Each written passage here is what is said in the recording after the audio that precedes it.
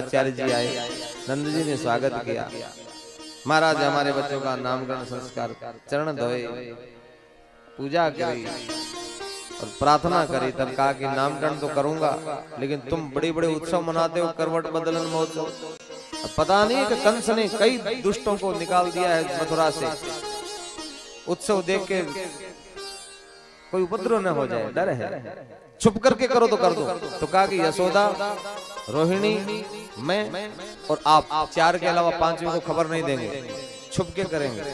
गौशाला में छुप के मंडप बना, वेदी बनी, विधिवत यशोदा जी और रोहिणी जी सुंदर सज धज करके अपने बालकों को सुंदर पीले जुगलिया पहना के गोदी में लेके नामकरण के लिए गई है।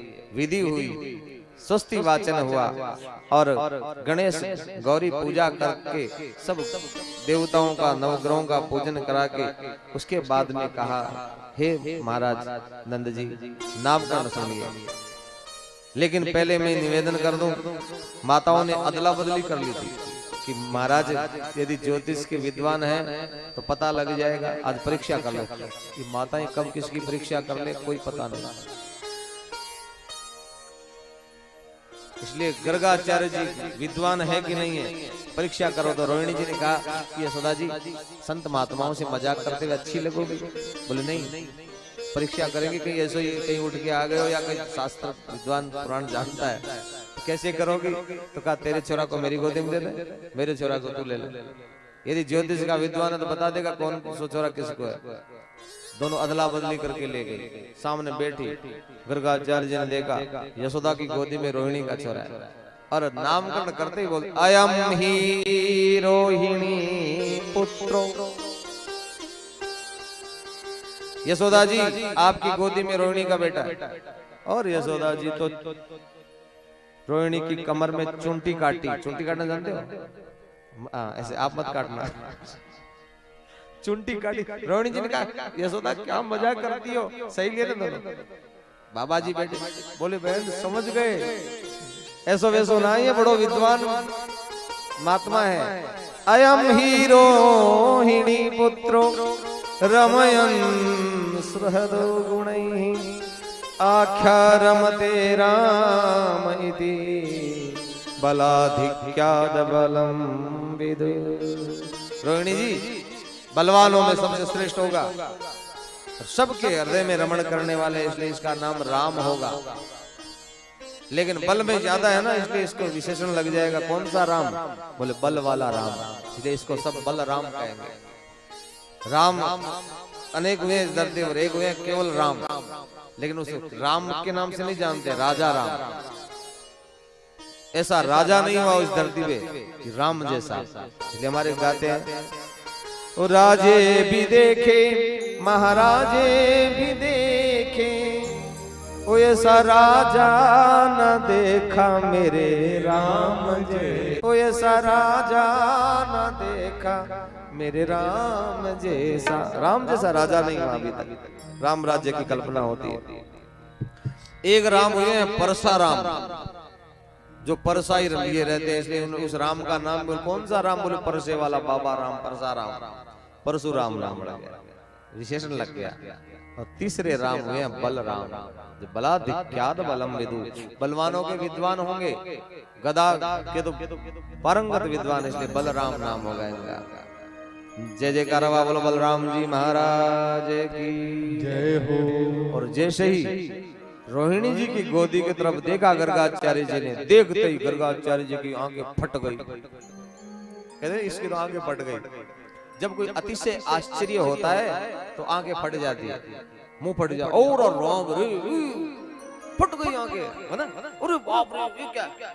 तो अति आश्चर्य होता है, क्योंकि भगवान छोटे से हैं। और जैसे ही गर्गाचार्य जी ने देखा तो भगवान ने विराट रूप दिखाया। हंसे तो मुंह में विराट पहले अरे बाप रे, रोम रोम पड़ने लागे। ये सागर गागर में कैसे समाया? गर्गाचार्य जी को आश्चर्य हुआ, मुंह फट गया, आंखें फट गई। त्राटक समाधि बोलते हैं उसको। जब दीपक को देखते हैं ना, इसे दीपक को देखते रहो, आंखें झपके नहीं। अरे एक तो त्राटक बोलते हैं उसको, त्राटक समाधि। गर्गाचार्य जी एक ही तरफ देख रहे हैं। अरे भगवान, यशोदा जी ने कहा कि इसका मुंह कैसे फट गया बाबा का। अरे बोलो महाराज, नामकरण करो। मुंह से लार टपकी, तब रोहिणी जी कहती है यशोदा जी नाड़ी चेक करो है कि नहीं। बाबा जी लगता है हार्ट फेल, हमारे मंगल में क्या अमंगल कर दिया, हार्ट फेल कैसे हो गया। अरे महाराज, महाराज हो तो बोले। महाराज तो कहीं और स्टेशन पहुंच गए, समाधिस्थ हो गए, बुद्धि शून्य हो गई। दोनों माताओं ने हिलाया तब महाराज जगे। अब कन्हैया ने भी बुद्धि वापस दी, मजाक नहीं करनी चाहिए महात्माओं से। तब गर्गाचार्य जी ने कहा कि माताएं मैं कौन हूँ, कहाँ से आया हूँ, मैं कौन हूँ। अरे आप गर्गाचार्य जी, आप मथुरा से आए हैं, मुझे पता नहीं, अब कुछ नहीं जानता। नामकरण, बोले अब मैं इनका नामकरण कौन कर सकता है, यही चाहे तो कर सकते हैं, हमारे बस में तो नहीं है। भगवान ने को लगा कि बाबा की मति और मन वापस दो।